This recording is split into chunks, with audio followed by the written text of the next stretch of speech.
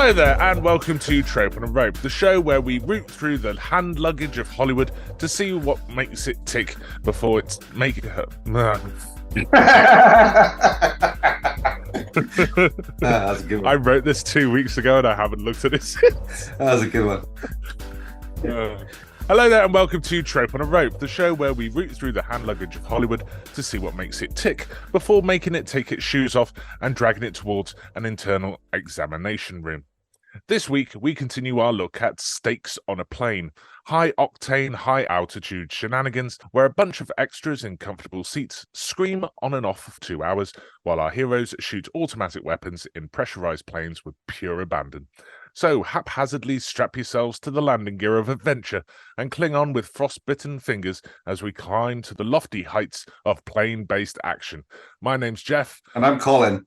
Passenger 57 is a die-hard clone set in a plane instead of a building, where our everyday, normal, blokey McBloke American hero, John, fights with a terrorist played by a classically trained British actor, crawls around in tight spaces, just kind of hangs around in the empty bits, befriends the local police, and pushes our bad guy to his death from a great height, which, if you're playing along at home, is Die Hard bingo.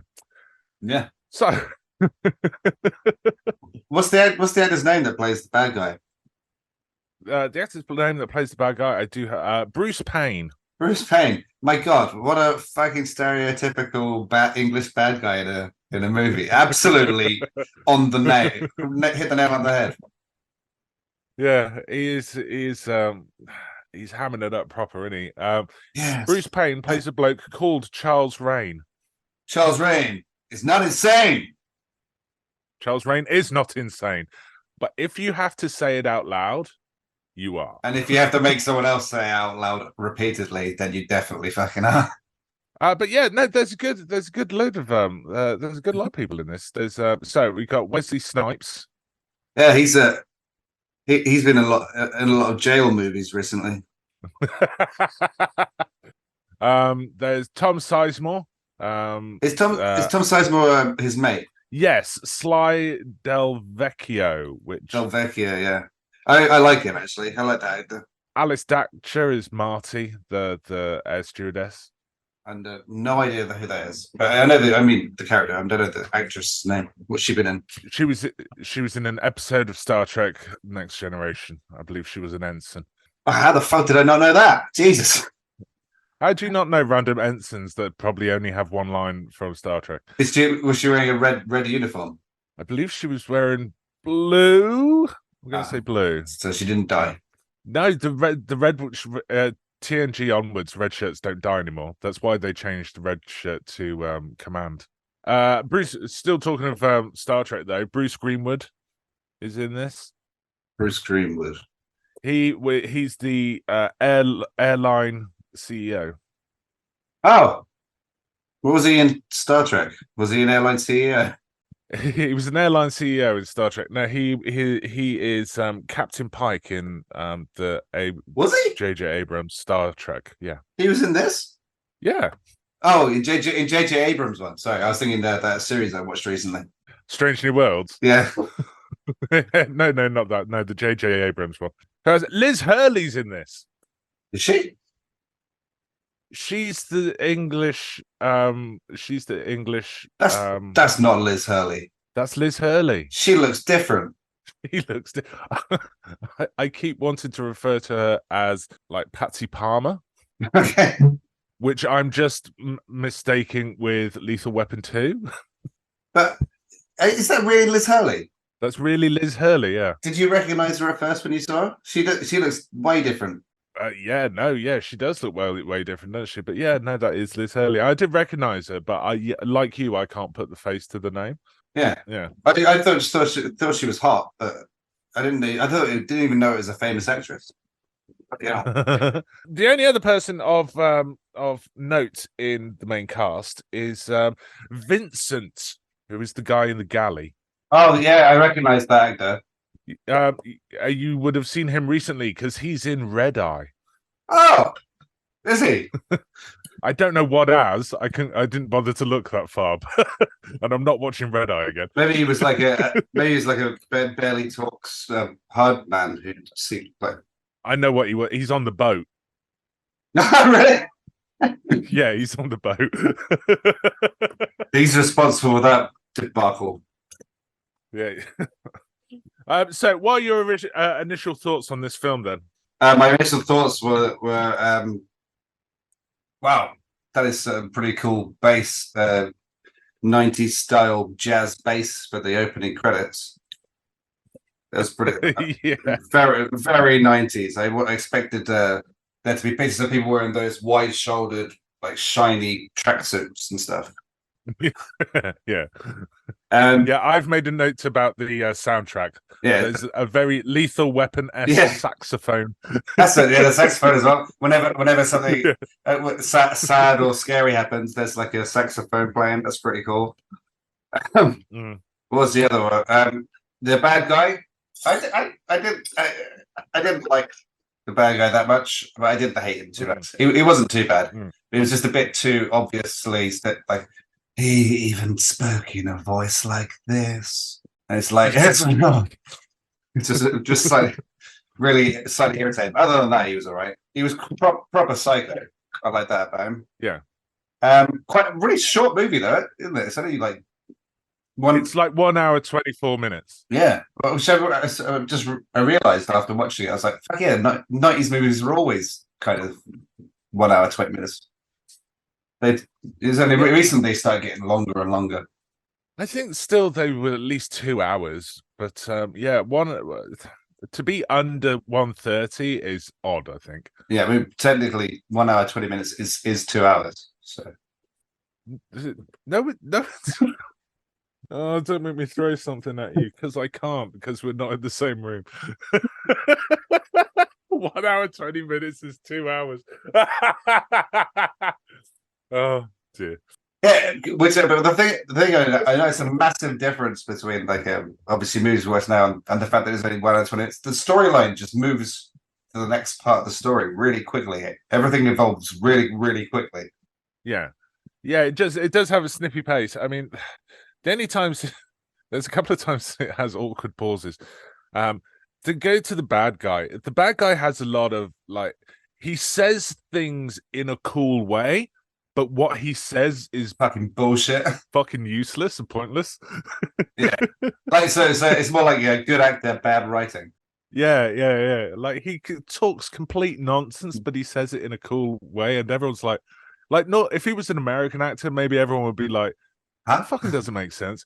But because he's British and he's really putting it on thick, everyone's just like, I just love that accent. I assume what he said was intelligent.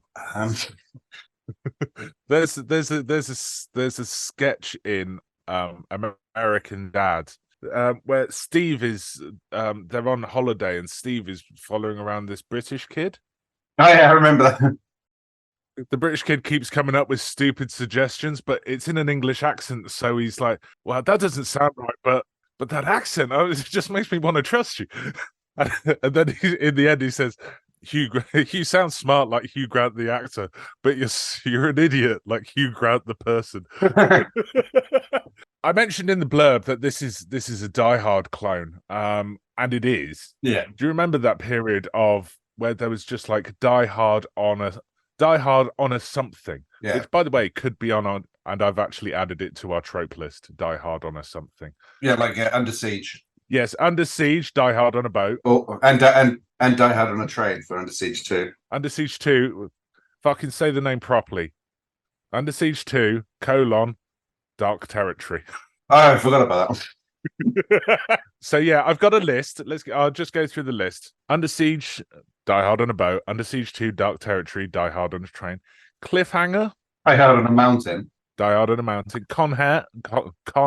Why can't I say that word? Con Air. Die Hard on an airplane again, but half in a prison. Yeah. The Rock. Die Hard on Alcatraz. Yeah. The Has Fallen series. Don't know that one. You know that year there were two like White House Down. Do you remember that? Yeah. So it was White House Down and Olympus Has Fallen. Oh yeah, I've seen Olympus Has Fallen. Yeah, is that what part of a series? Yeah, Olympus Has Fallen. It's called. If you look it up on Wikipedia, it's just called Has Fallen. Really? So it's Olympus Has Fallen, London Has Fallen, Angel has fallen, and there's another one that's coming out, apparently. I don't know what has fallen in that one, but apparently something has fallen. Standards. Standards have fallen. Executive decision on the lists I found. It said executive decision. It also said speed, but I don't think that counts. I don't agree with the executive decision. That's more of a team thing. I think for a Die Hard clone, there has to be certain rules. Yeah, it's not just a successful movie, i.e., bit of action, therefore Die Hard clone. That's not true. I think, and you can disagree with me if you wish, but I think one, terrorists have to have taken over a place. Yeah. But then our hero, our reluctant hero, he has to be in the wrong place at the right time. Yes, he has to be there by accident, or he's just there anyway. Yeah, by coinky-dink. So in Speed, isn't Die Hard on a bus, because Keanu Reeves doesn't start off on the bus. No. If he was a passenger on the bus to start with, yeah, okay. Yeah, he finds out about the bus and then tracks down the bus and gets on the bus on purpose. Yeah. So no, that's not Die Hard. Executive decision, same thing. They're not on the plane at the beginning. If there was randomly fucking Kurt Russell and John Leguizamo were back in coach and just happened to be on the plane with Oliver Platt and the guy from Terminator 2, then okay, fine. Yeah. But they're not. They come on a little plane with Steven Seagal. Yeah, they actively tried to get into the bad situation. I was going to say something, but I forgot what it was. Continue. Go on. But yeah, passenger 57 does count because he's on the plane by accident. Oh, that's the other thing. It's generally one person is the hero, like the stuff on the plane. Yeah, I'll go for that as well. Yes, one person. Like even in the Has Fallen series, there's loads of people in it, but it's Jesse B who has to do his shit. But did you like this film? Yeah. I mean, I probably won't watch it again. It wasn't that good, but I enjoyed watching it. I think it's charming as hell, this film. The IMDb and the Rotten Tomatoes are very different. IMDb is 5.9. Yeah. And Rotten Tomatoes, 24%. So the film, let's get into the film. My first note, of course, is that this film is fucking short as shit. We start with, I've written loads of notes on this one. Well, I just kind of winged last week's Red Eye one because the rage was within me for Red Eye. Yeah. The title sequence, black and white pictures of luggage where the with inverse colors does not an X-ray make. This is true.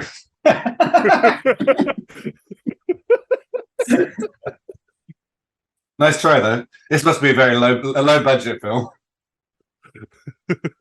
So yeah, the opening credits, it's very long opening credits. Yeah, they went for bloody ages, didn't they? They go on for ages, and then they end up on, I think, if memory serves, it ends up on his Charles Raine's passport photo, and it slowly like comes into his eye. It seems real for ages as well, really slowly. Yeah, it goes into his eye really, really slowly, and then when it gets to the film, it cuts to like the medical light above him. Yeah, he's getting plastic surgery apparently, and then it cuts to like a close up of his face and his eye. And I think they tried to do a cooler transition, but then it didn't work in the end. So then they just threw in the medical light because it was round. Yeah, I think that you might be right on that. Yeah, he's in the operating room getting plastic surgery around about noontime, I think, just before. I can't remember what time it was exactly. I didn't write it down. It was 11:55. And 11:55. And I know that because they have a little bit of a discussion. It takes about 5 minutes of movie time, and then he goes, "What time is it?" And the dog's like, "What?" He goes, "I want you to tell me the time." And he goes, "That's 12 o'clock." And then he stabs him in the neck. Even though he gets like spooked by the doctor looking at the clock. Yeah, it's just looking at the clock. Yeah. And what is his deal with asking people the time before he kills them? Is it just so he can do that, the punchline of, "What time is it? It's 12 o'clock. No, it's not. It's murder time." It's murder time. He does it like 2 or 3 times in this movie. Yeah. So when the doctor gives him like a mirror and says, "Oh, do you want to see one last look at your face?" And he goes, I never live in the past. It doesn't make any sense. It's not the past. That would be the present, you moron. Yeah, because you'd be looking at it now. In real time. It's not a photograph of what your face looked like yesterday. I'm not showing you a photograph of you holding yesterday's newspaper up, you fuck. This is a mirror of the present. And it still doesn't make sense because his face hasn't changed yet, so he wouldn't be living in the past. So he says, I never live in the past. And he said, oh, we'll give you anesthetic. And he says, no, there will be no pain. Pretty sure there will, mate. when he said that, there will be no pain. I immediately thought, oh, he has some kind of like a medical problem where he doesn't feel pain or something. That's why he's such a badass bad guy. Like fucking dude from World Is Not Enough. Yeah. I thought maybe that was the reason. But no, it's just because he's an ass. It wasn't. It's just he likes to try and say cool things, but fails miserably. Like if he's like, I can't feel pain, or I'm such a badass that I can't feel pain. One, you can, because you get kicked in the bollocks later, and you definitely felt it. So having your face cut off in a kind of face-off John Woo kind of style, that's gonna sting. Having said that, the police just remembered the police do mention that he's been changing his face a lot recently. Maybe he has no nerve endings left in his face. Maybe, but yeah. So he says, "I never live in the past, and there will be no pain." And I'm just sorry, but that's not how time or pain works. Or people. What do SWAT vehicles look like? Like a SWAT van? What, in general? Yeah. Like in general in movies? Yeah. Or in this movie? In general in movies.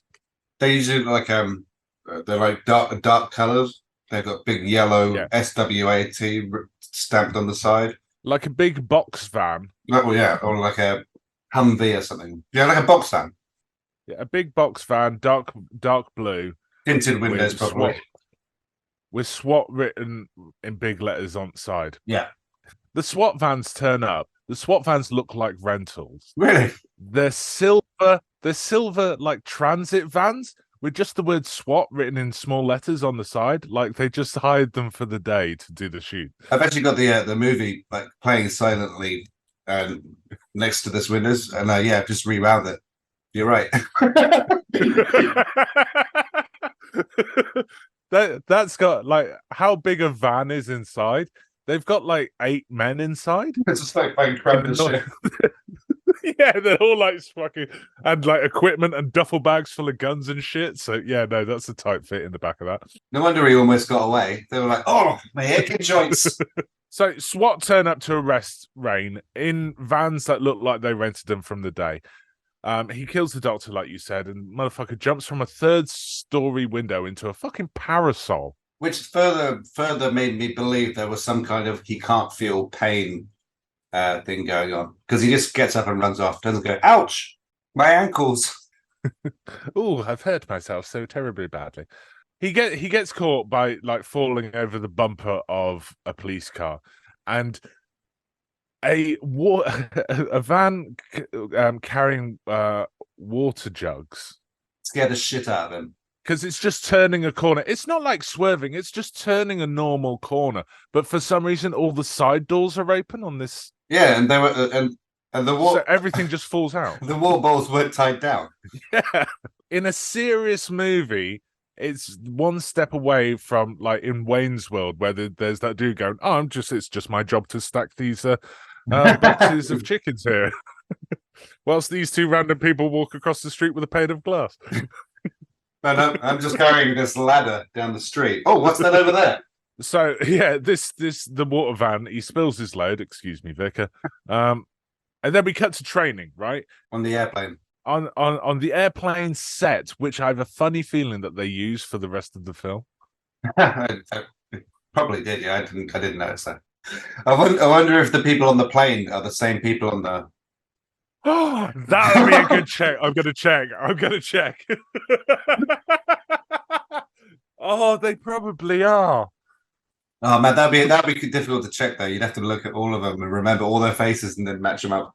He is at the start of this film. Wesley Snipes, John Cutter. Yeah, John Cutter. He is at the start of the film. He's an independent contractor, but then he starts to work for the airline afterwards. He's an independent contractor who trains anti-terrorist stuff and security to airline workers. And he's got a really valuable, interesting lesson to teach, which is just do whatever they fucking say. Yeah, do what you're told. But what's your job then? Yeah, exactly. Like he hijacks the fake plane. She fights back. By the way, her gambit works. He bollocks her for it, but it works. He gets disarmed really fucking quickly. Yeah, he's like, yeah, really fucking quickly. It took like a second. It's like they're almost like they're all in on it or something. She hits him, and then one of the passengers takes the gun off him. Yeah, like straight away.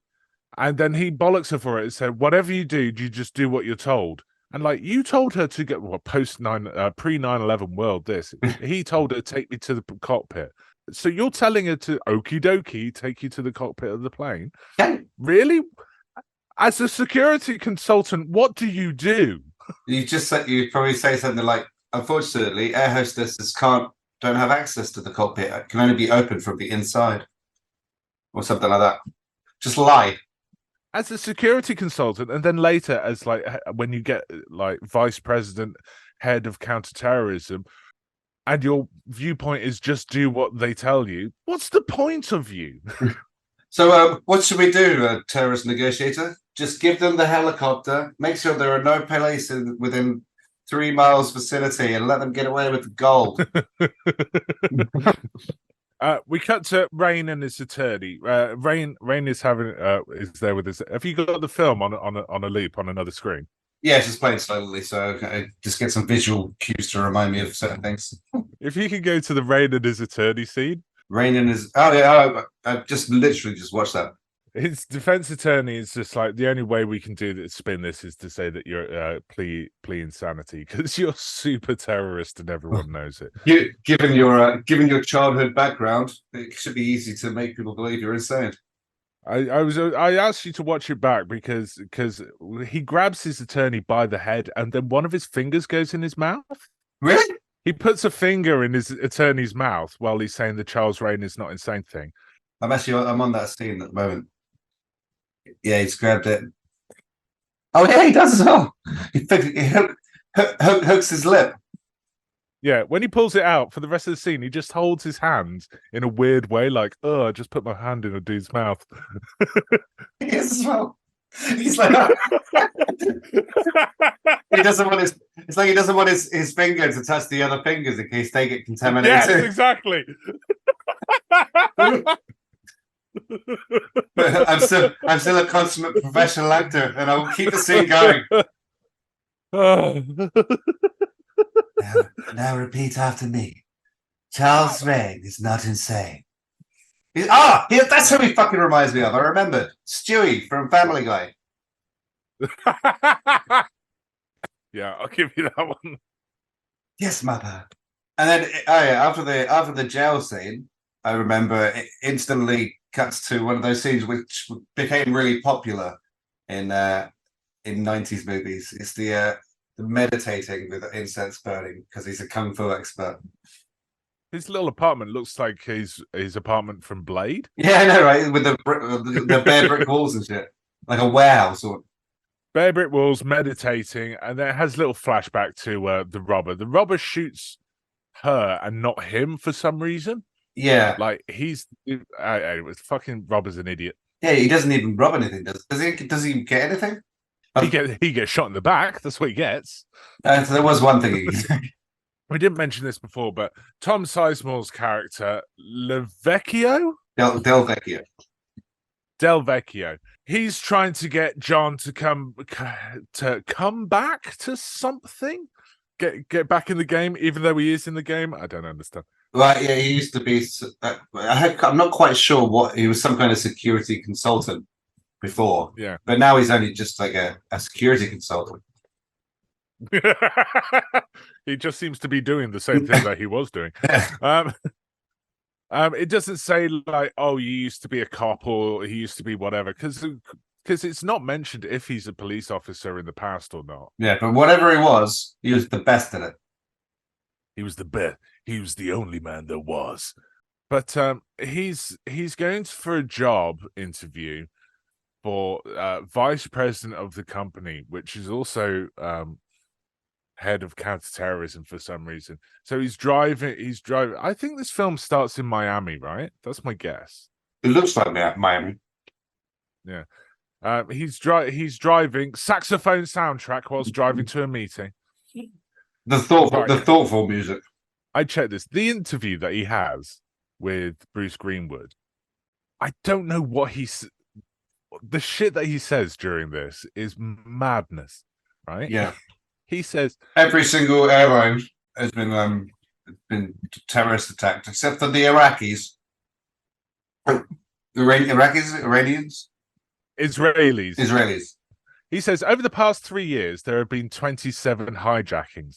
This has affected every major airline. I checked, there are 5,000 airlines. Every major airline.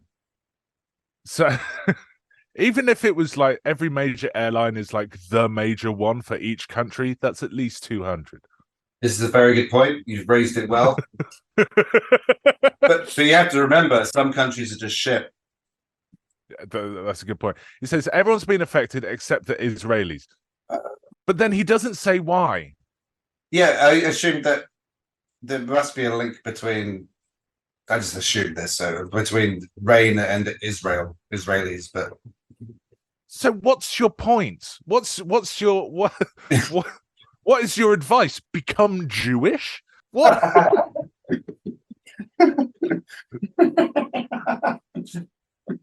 Good one. I mean, it's doable, but is there a cause and effect here? Is correlation and causation not the same thing? It seemed like in the interview, he's just trying to point out that he knows certain facts. Also, I checked. There were 24, because we have the internet now, so fuck you, hindsight, and fuck you, 90s writers who couldn't look this up properly. I checked. There were 24 hijackings in the whole of the 90s. Really? Yes. So he just lied in a job interview, blatantly. He winked his way through it, and they were like, "Wow, that sounds really bad. We'll definitely give you the job." Fucking hell, he knows so much. This guy. He said lots of facts. So anyway, he's going on a plane for some reason. He's going to head office or whatever the fuck. He's going on a plane. Tom Sizemore takes him to the airport. The airport metal detector just seems to be in the middle of a shopping mall. Yeah, it just seems to be like randomly in the middle of nowhere, right? Yeah, right. But there's no like queue of people either. It's just them two. There's no queue of people. It's in the central core of a fucking shopping mall. Yeah, and it looks like you can just walk around it, and they go, "Excuse me, can you go through this?" Instead of just walking through. Maybe that's what 90s airports were like, and we forgot. Maybe this pre 9/11 world. Right, he goes through this metal detector, and he huffs and puffs because it keeps getting set off.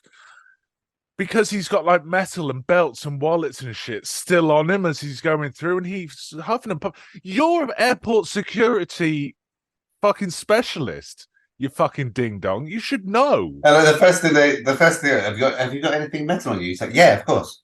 And he opens his pockets. You should have known that before you went in. You know what metal detectors do, right? Fucking idiot. Yeah, my point was, is it Tom Sizemore? Del Vecchio? Yeah, Tom Sizemore. Yeah. Tom Sizemore goes through with him, walks him all the way down to the fucking gates, and he's not even going on a plane. Yeah, with no. What? Yeah. What's you getting at? Oh, goes all the way. It's that thing like from Friends, like you meet the person at the boarding gate. Can you do that? Apparently, in the 90s, you could. Bloody hell! You can't do that now. I was like, how did he get through the security without a ticket? That's insane. Yeah, exactly. They're establishing shots of the plane. I'm just about to send you a picture. One of the shots is these janky ass bolts holding in the cockpit window. Bloody hell! Fucking hell! They couldn't find the right screw. Yeah, right. That plane also exists somewhere. Probably not now. It's probably crashed. But yeah, there's some janky ass bolts holding in that window. Rain on the plane. It is not insane. I'm pretty sure that was a working title for this film. Rain on the plane. Bruce Greenwood mentions this later, like the CEO guy. He says that why have they put a plane hijacker on a plane? Could he not take a bus? Yeah, good point. Yeah. They also sit him right in the middle of the plane, And normally, and I say this based on nothing, I do not know this, but normally don't they Put put him right at the back, right? right at the back? Yeah, that's what I thought, right? Because they don't want people seeing it and getting scared of people wearing handcuffs and go, bloody hell, there's some kind of criminal on here. So they kind of try and keep it subtle.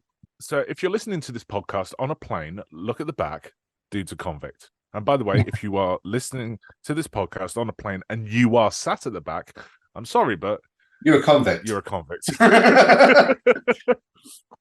So if you're playing the game where you get to drink when they say the name of the film within the film itself, this is where you get to drink. No, you don't, because she doesn't say it. Oh, she doesn't say passenger, she just says the number, right? No, she doesn't even say the number. She does. They're doing a head. She does the head count. She does not say the number. She does. No, she doesn't. She goes through the plane, and she's going through it. Right, she's doing a head count for people listening at home. She's doing the head count. She's going through them all, and she's going 55, 56, and then gets to him and pauses and just goes 58. She doesn't actually say the number. So if you had a drink lined up, go fuck yourself. Do you know why this film is called Passenger 57? I assume it's because he was the 57th passenger she carried.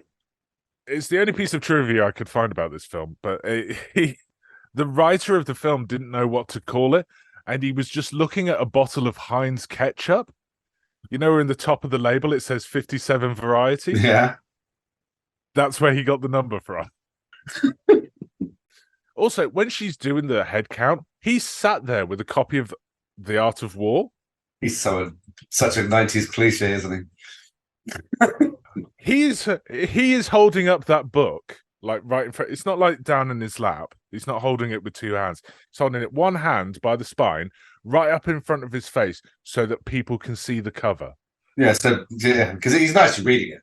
Fuck it. He never looks at the book again. Look what I'm reading, guys. Sorry.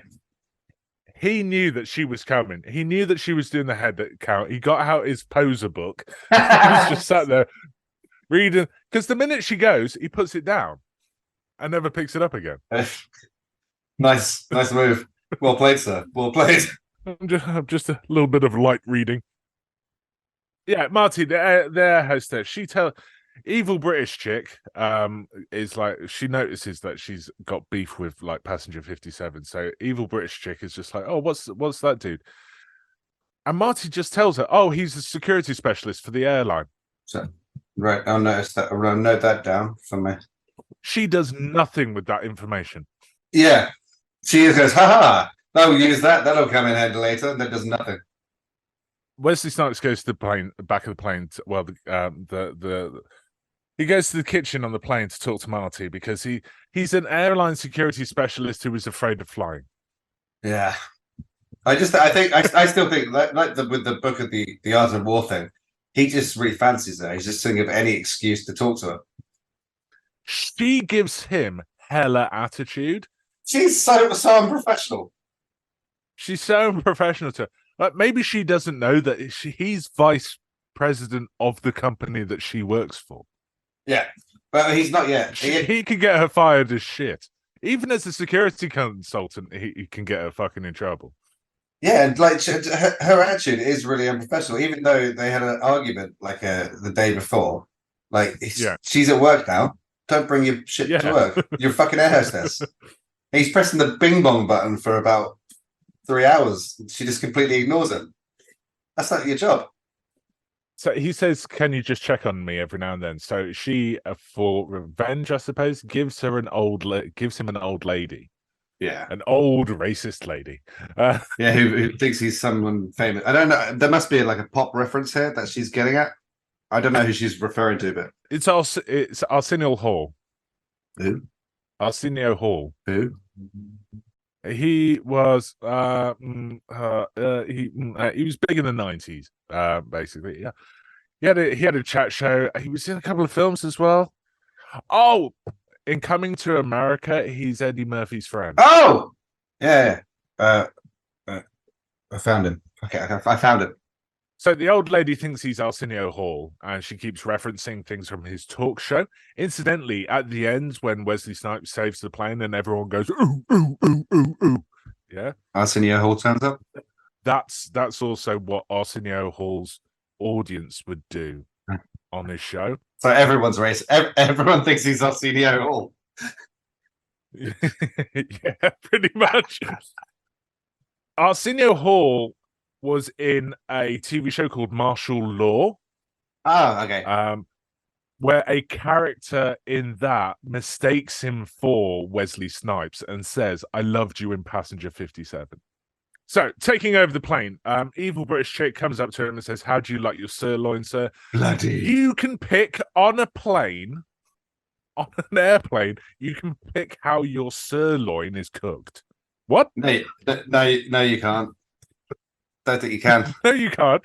You don't even get beef, motherfucker. It's chicken or fish. You pick one of those two. Maybe in the 90s, they had like steak chefs.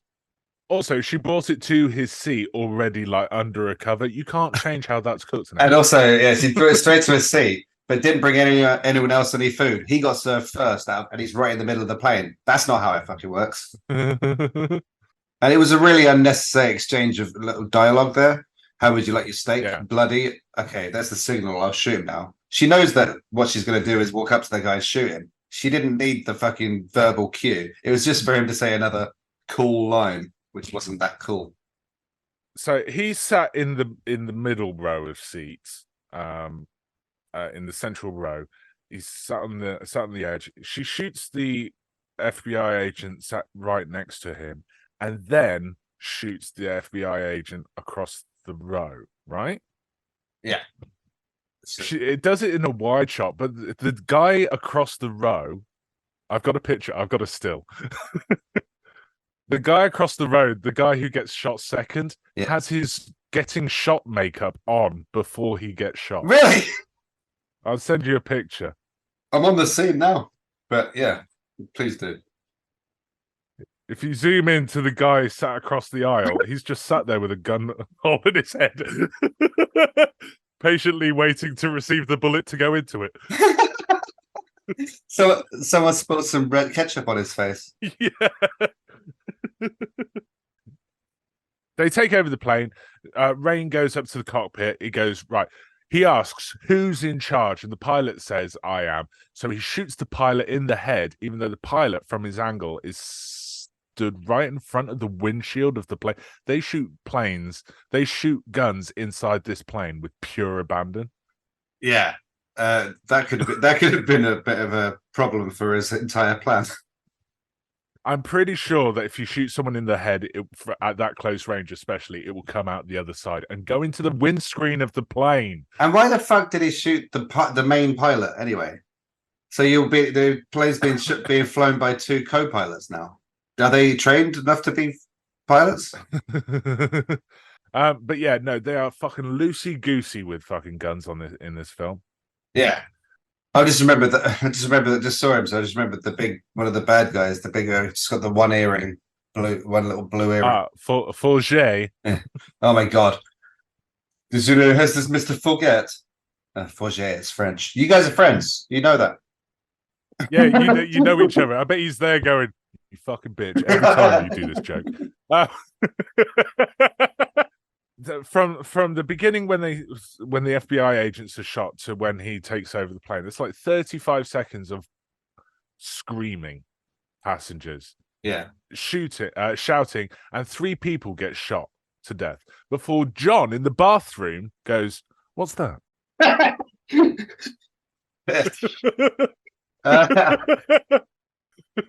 didn't even think of that.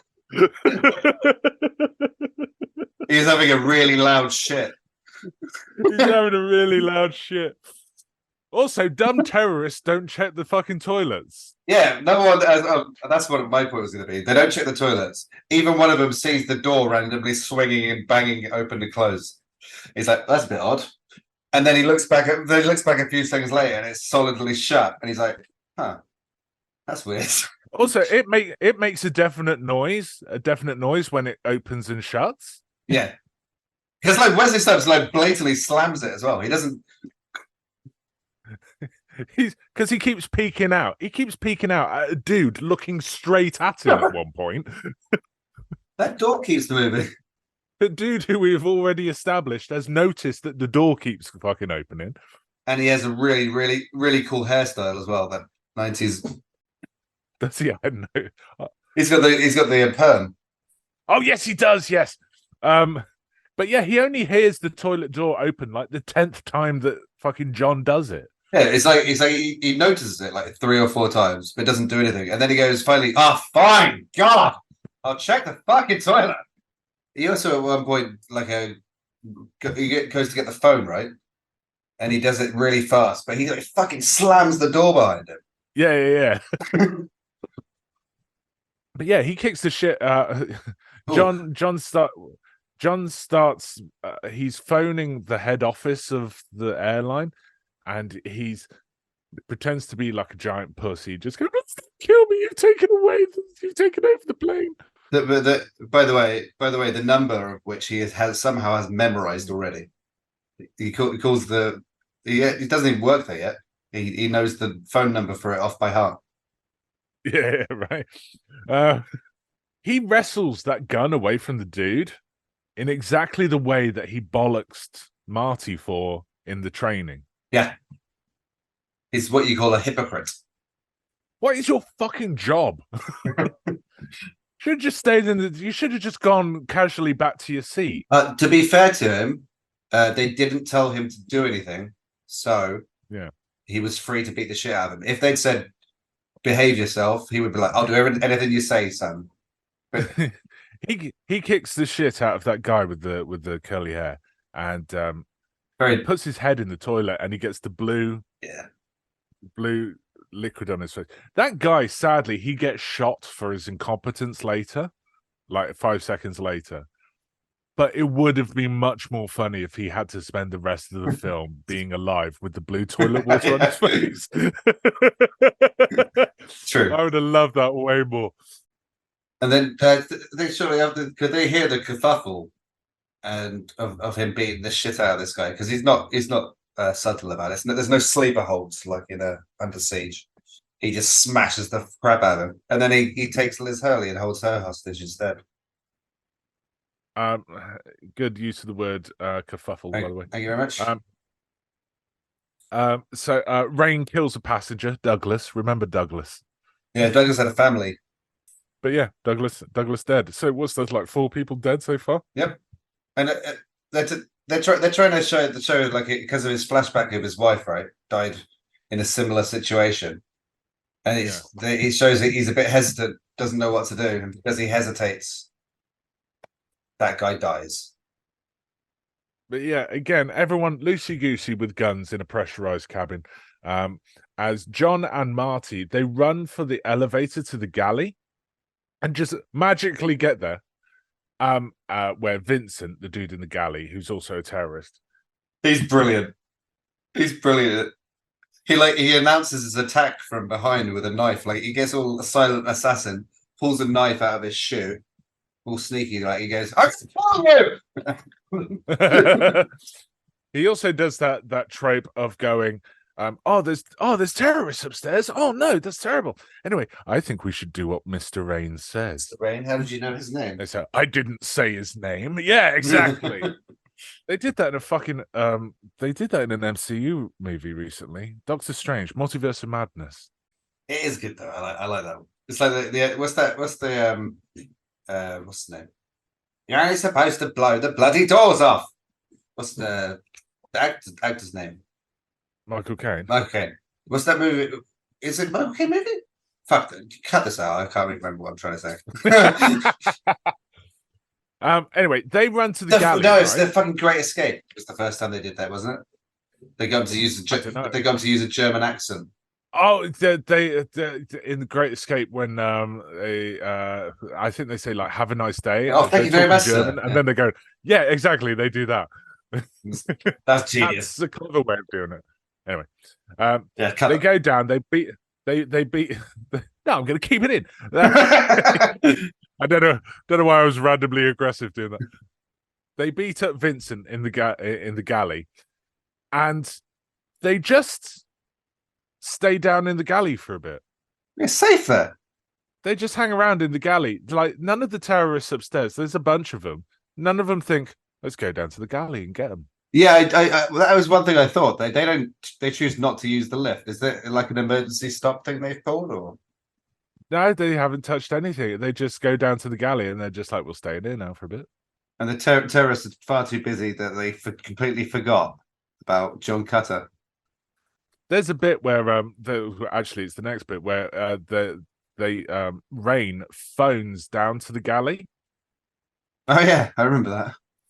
So both of them are just standing next to the elevator on different floors of a plane. They're like a foot and a half away from each other. And one of them has a gun, and the other one doesn't. Yes, they don't have a gun down there. So why he's got Vincent's knife, his fucking shoe knife. But apart from that, they don't go down there. It takes ages for Jay, who I assume forgot, to go down through one of the other access tunnels to go into like the mechanical room. Yeah. But fucking what a bunch of dicks. Anyway, the plan is from actually what is Raine's plan? Like obviously there's some sort of airplane terrorism, but for some reason he needs to fly the plane somewhere specific to do the terrorist attack. What is it? It's because this is before 9/11, so it's probably not flying into a trade center building. Very specific. Yeah, no, he doesn't say what his plan is. It's just to go to where the plane was going anyway.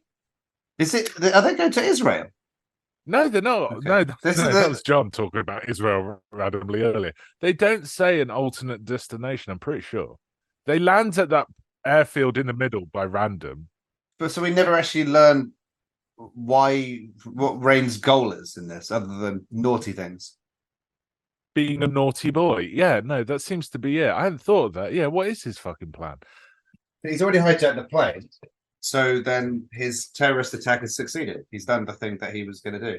And he's killed a load of people. So he's already won. Yeah, right. Because his plan when they land at the airfield, that's because John has emptied the fuel tanks. Yeah, I remember that. So his plan to escape through the funfair, that's all ad-libbed. Yeah.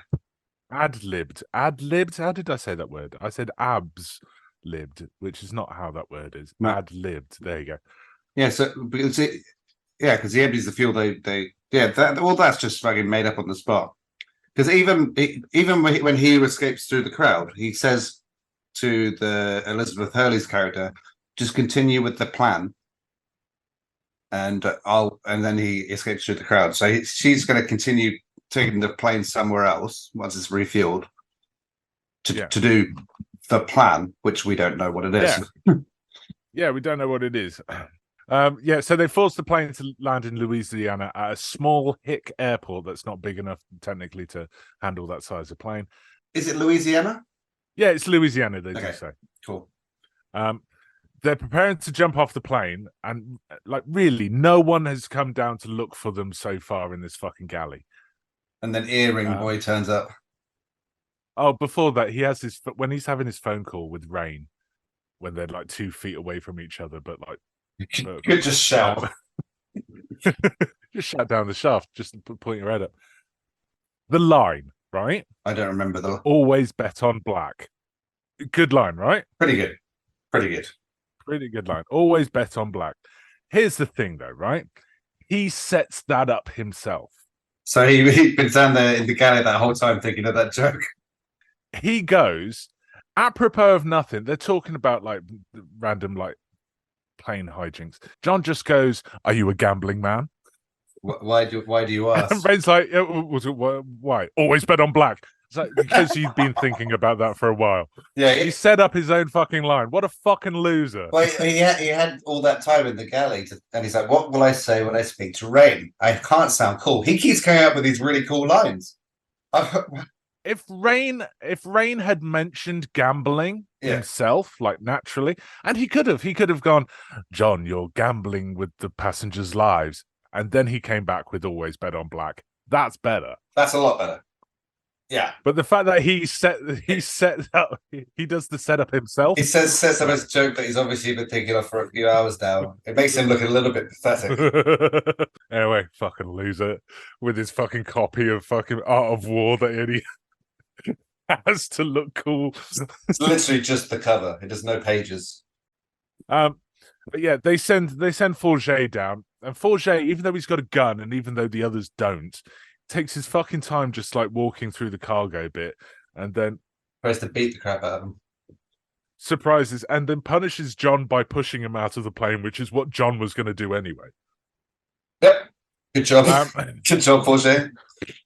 Well done, Forget. But they keep Marty. Marty's still on the plane.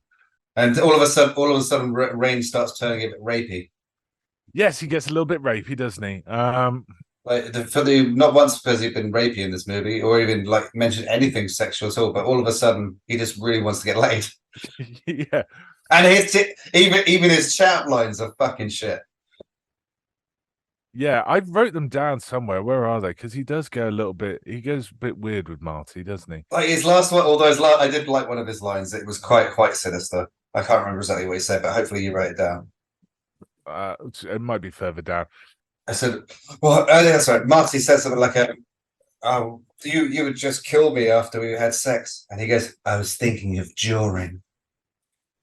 Hey, dude. Outside the plane, John gets arrested by the local hick police. Which remind me of a Cannonball Run. Yeah, maybe. I think it might be. Yeah, no, it's very similar. It reminded me of Smoking the Bandit a bit. And Smoking the Bandit as well, yeah. And also that cop from the Roger Moore James Bond movies that always gets fucked over. Yeah. Guess the speedboat flies over his head at some point. The chief, Raine negotiates with the chief of police for a fuel truck, and then John comes up and he has a bit of a back and forth. And Raine says to the police chief, "Give us a fuel truck, I'll give you half the passengers." And then John comes up and goes, "No, he's not going to do that. He's not going to give you half the passengers. You're a fucking idiot." But he does. But then he does. Yeah. So good job, John. Good call. John, you're wrong fucking again. And then he has a bit of back and forth with the police chief, and then the police chief just says, "Well then, Mr. Carl, what would you do if you were me?" And John just goes, "Kill myself." Bit harsh. I've just negotiated for half of the passengers to be saved. Cut me some slack, please. Raine and then two other complete randos, including Vincent from the galley and then the guy with glasses. They just come off the plane through the landing gear and then just wander off. Yeah. By the way, Vincent seems to be the only competent one of his henchmen. Yeah, right. Like he's the only one who thinks, "I know, I'll steal someone's ambulance uniform and therefore have a disguise so that I can hide and therefore murder people secretly." Yeah, so well done, Vincent. John escapes by kicking the ever-loving shit out of those two police officers who, as you said, are just doing their job. Maybe slightly racistly, I guess, but Raine and the two randos, they go to the fairground that's next to the airfield. The guy that they bring with them can't break into a mid-90s family car. Brilliant criminal. What the fuck do you do, other guy who isn't Vincent? And why are you breaking into it? Why are you the one breaking into it if you're the one that can't do it? Anyway, John wanders around the fairground for a bit. They do have a fight in this fairground, but they do not have a fight in a hall of mirrors, and that is a fucking waste. Yeah. No, that would have been too cliche. But I get your point. Enter the Dragon, Bruce Lee style. The FBI turn up. They do nothing, by the way, the FBI in this film. They do nothing in real life as well. John gets into a gunfight at the fair, and then he runs onto a small Ferris wheel and hides. The smallest Ferris wheel in the world. Guy who couldn't break into a mid-90s family car, he falls to his death, even though main guy jumped out of a third-story window not like an hour before. Yeah, like I say, Vincent's the only competent one.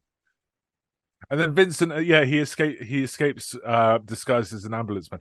John and what's his name, Raine, they have a gunfight on a carousel. Yeah, shooting outwards to a big crowd of people. Collateral death. To a big crowd of people, and also there are people on the carousel still. Yeah, just enjoying their ride. And John gets Raine in the end because Raine steps off the carousel and John just does a lap around the carousel and then jumps onto him. Good job, Raine. You can't. It was possibly the most disappointing ending fight scene of any movie I've ever seen. The FBI should turn up and they arrest Raine. I don't know why John Cutter has way too much sway with the FBI for no explainable reason. That must be what his previous job was. Maybe like that. You've got to come back and all that. Maybe he was like a FBI safety counsel. But he's not FBI now. But they let him interrogate a prisoner by himself. True. When they putting Raine back on the plane, John's running that until Vincent comes up and fucks it up. I do enjoy that you're forced to rhyme occasionally. when they put Raine upon the plane again, John's running that. He's running the operation. While the FBI are like, yeah, no, this guy who's just a security consultant runs everything. Maybe he used. There was an investigation into that. The FBI are fucked. Maybe he used to be like the head of FBI, but his wife got killed and he quit and that's why they have so much respect for him.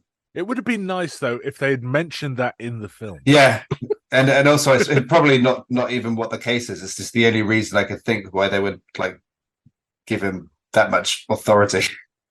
And even then, he's not FBI anymore. So you're gonna get fired, guys. Yeah, they have the gang, and Del Vecchio turns up, and everyone's in the air traffic control tower, and for some reason Del Vecchio has spent the entire film with just going, John's the man, John can do this job, John, yeah, do whatever, John.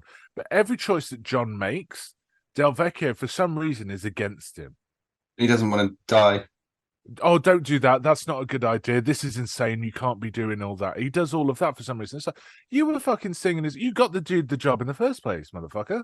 Now he's just doing it and you're suddenly against it. I have a theory. John fucked his wife. I think that Del Vecchio fucked his wife. I think that Del Vecchio was one of the bad guys and then they edited it out of the film. Well, because he says there's a surprise for him on the plane, right? He says there's a surprise on the plane. He also says he didn't know that the FBI were putting the dude on the plane. He just says that. He might have orchestrated it. True. And that would explain the surprise as well.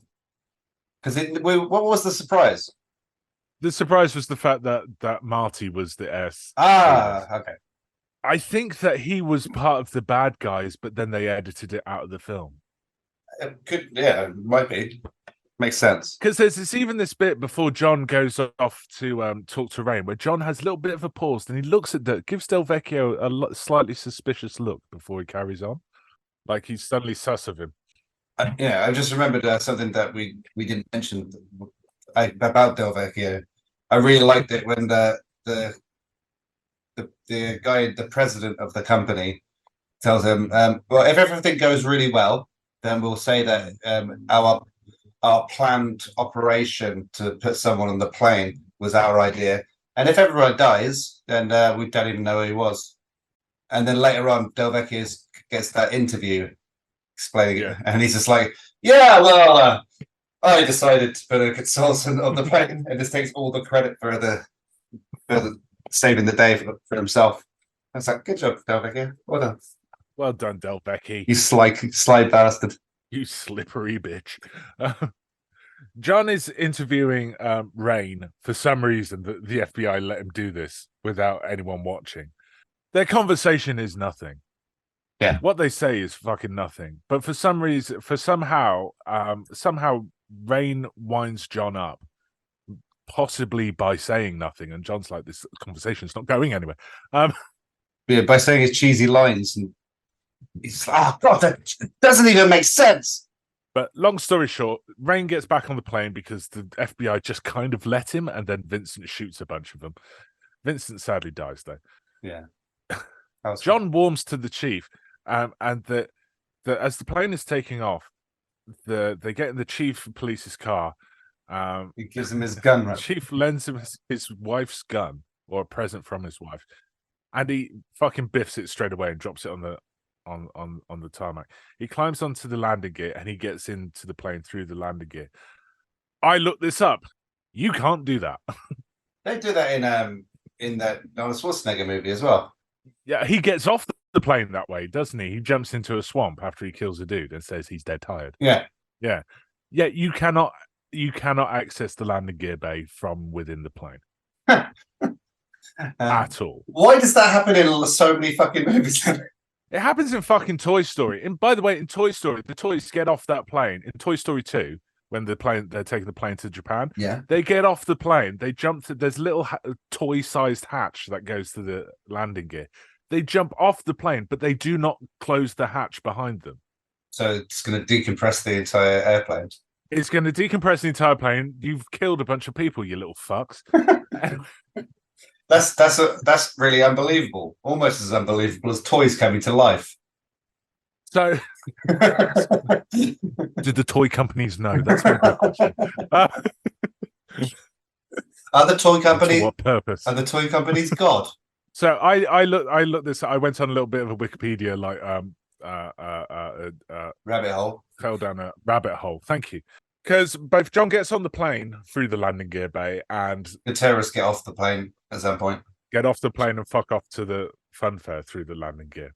And you can't do it. It's isolated and is unpressurized and it's inaccessible from the rest of the plane. But people do try. Inaccessible. Unaccessible. Oh, that's why it's got a red line underneath it. People do try though. I was checking this out. Right, for a start, it's the bay itself is just big enough to hold the wheels. So if you do go in there, you get crushed to death. Get crushed to death. Plus the machinery of the wheels, the cogs and shit. The stands that hold the wheels, that shit folds in on itself. Okay. It doesn't just fold into the plane; it also compresses into itself. So you're getting cut to death by random pieces of machinery closing on itself, or then crushed to death by the wheels. There's no lights, there's no air, and there's no heat in the bay because it's isolated from the rest of the plane. This could have been a very different ending to this movie. Yeah, right. John just Raine just got away with whatever, and John died in the wheel well of the fucking plane. What was he thinking going through the fucking landing gear? What moron! Like even if you apparently even if you survive like the deep freeze and no air can either kill you or it lowers your like body temperatures and brain patterns to the point where you can maybe survive, but you can't wake up in time for when the landing gear comes back down again. Bloody hell. So when you're not conscious for the bit where the wheels come down, so you just fall out. Apparently, 80% of people who try this die. What happened to the other 20%? There are survivors who do it. There was a story that I found that was in 1996, two Indian brothers hid in the nose wheel well of a flight from New Delhi to London. One survived. How the fuck did it? That's a really long flight. Yeah, right. One survived, but the younger brother froze to death. They had paid money for inside information, and the inside informant told them that there was a hatch that got you into the cargo bay, but it was a lie. Son of a bitch. What a bastard. So they only found out when they were in there as the wheels were closing. So the brother who survived was immediately deported back to India on the first flight after leaving hospital. Did he go via the wheel bay again? No, they gave him a chair. Okay. But yeah, most people just fall to their death because they're not. Plus, even if you are holding onto the wheel, the planes go at like 150 miles an hour whilst they're landing, and that's when they're slowing down, which is a fucking fast to hold on to something. Oh, yeah, so yeah, of course, the wheels come out way before they actually hit the tarmac, so you would actually fall quite a way.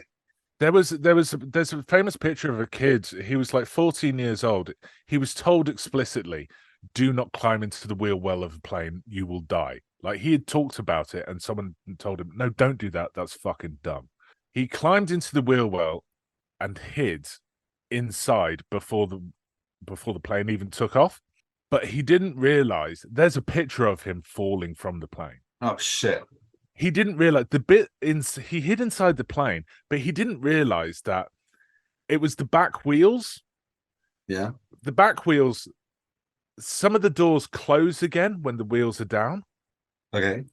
Oh, so he couldn't get back out. So no, he was hiding on the doors and he didn't know that they were doors. Oh. So when the wheels were retracted, the doors opened to let the wheels back in and then closed completely. So he was just sat on a door, just thinking, "Yeah, I'm all right." And then when the doors opened, he just fell. Oh fuck! Is he all right? No. Anyway, so John gets on the plane. Shouldn't have, but so John dies in the wheel well of the plane, and then the credits run, and it's a weird film, if I'm honest. And Indiana Jones. Yeah, when they do the map and there's that red line. Yeah, that shows that's the trail of blood from someone being crushed in the wheel well. John gets on the plane even though he shouldn't. I found my notes. Raine gets horny with Marty, and the British chick gets jealous, and it leads to fucking nowhere. It was literally just to show how evil he is with that one line, right? He's talking with Marty about what we were doing around when we were downstairs in the galley in the machine room, running around in that tight little place. Did he get into your tight little place? Dude, the fuck? But that's not even the worst line. Is it not? I thought that's why I wrote it down. What's the worst line? The worst line is no, you'll never get into my tight little space, so you'll just kill me afterwards. Yes, that's it. Yeah. I was planning on doing it during. John fights Forget on the lower deck. There's a lot of space in these, but there's a lot of space. I think this is for all of these films. There's a lot of space inside the lower decks of these planes. I don't think there is that much space in really, though, is there? Real life. So he's on the plane now. It gets up the wheel well. Oh, I just remembered. This is the one time that shooting a gun on an airplane goes awry. It actually smashes a window. It smashes the smallest fucking window on the door. It's a very undramatic depressurization. It just gets a little windy. None of those masks fall from the ceiling. The door later blows off. Well, it just falls off, really, and it doesn't really affect anyone. Yeah, no one gets sucked out. Does anyone get sucked out of the plane? They get sucked towards the door. They have a fight in front of the door, and then John kicks Raine in the balls whilst he's hanging onto the door frame. Yeah. I guess Raine felt a bit of pain on the plane. Yeah. And ladies and gentlemen, that's it for this week's Trope, right? We'll see. But yeah, Raine falls out the plane again. Raine rains down from the plane again in pain. Again, it's fucking insane. If you're rewatching this, if you're listening again, gonna randomly say Robbie Coltrane. They go back to the airport with the fairground next to it, and they do that thing where they walk off in sunset with the airplane in the background. There's fireworks above the fairground as the credits start to roll. That's a bit dangerous for an airport. That fair's still going. How many people died? It's Louisiana, but they party 24/7 there, man, and they're probably they're not mourning their death; they're celebrating their lives. 10 people died, and they've gone, shall we cancel the fucking fireworks? Oh, nah, fuck it, it's what they would have wanted. Dave, he really liked fireworks. But yes, that's the film Passenger 57. Is there anything that we haven't mentioned? That's the point, actually. That's the point where Del Vecchio takes all the credit for in the interview for saving the day. Right there. Yeah. Good job, Del Vecchio. You're brilliant. What score would you give this? It was a very charming movie. I did enjoy watching it. With that. It was fairly absurd at certain points. I got to check. I got to check if you can walk through airport security all the way up to the gate without buying a ticket. in the 90s. In the 90s, yeah. I still don't believe that's possible. No, yeah. I think mostly because of Raine's cheesy shit lines, I'm gonna have to score it slightly lower than I would have done. Yeah. Where are you going then? I think the 5.96. I have to give it a 6.5 ish. I'm gonna go 5. I'll go 5. It's not that memorable. Yeah, it's not that memorable. I kind of it's definite Die Hard clone. Yeah, I kind of do agree with that. Was it Rotten Tomatoes? They gave 5.9. Oh, It was IMDb. IMDb. I think that's a pretty fair score. Yeah, I'll go 5. It's middling. It's a very. Maybe I'll go a little bit higher because it is charming. I do like the relationship with the chief. Yeah, that was quite cool as well. All right, now I'm going to bring it up to 6. I'm going to bring it up to 6. I'm going to land on a 6 for that because it's not bad. Yeah, it's not Red Eye. It's not good, but oh yeah, fuck Red Eye. But yeah, no 6. I'll land at 6 for that. So it's like not a great movie, but there are a shitload of redeeming qualities, and it's a nice, charming movie, and it's not too long. Colin, where can people find you if they were so inclined to take a look? Pretty much Facebook under the name Colin Gerard, because that's my name. Yeah. Or Instagram, colin.gerard.92, I think. And you can find us on YouTube and Twitter and what's the other one? And TikTok at The Badger's Apprentice or Badger's Apprentice. I can't remember which ones have the and which ones don't. Twitter or X is now TBA_tweets. Does anyone actually call that X? Everything when they quote Twitter in news articles, it's always X brackets formerly Twitter. When you send a message on X, what are you doing? You're not tweeting anymore. Are you Xing? It's a post. Oh. It's a post and a repost. Yeah, right? What? The tweeting and retweeting thing was quite clever. Yeah, right. All right, so that's it for this week. We'll see you next week because that's how weeks work. Approximately, I give it around about seven of the days. 7 of the days, so we all know that it'll be a week and a half because that's how long it takes me to edit these. All right, the music's probably playing by now. See you next time, everyone. Bye. Bye.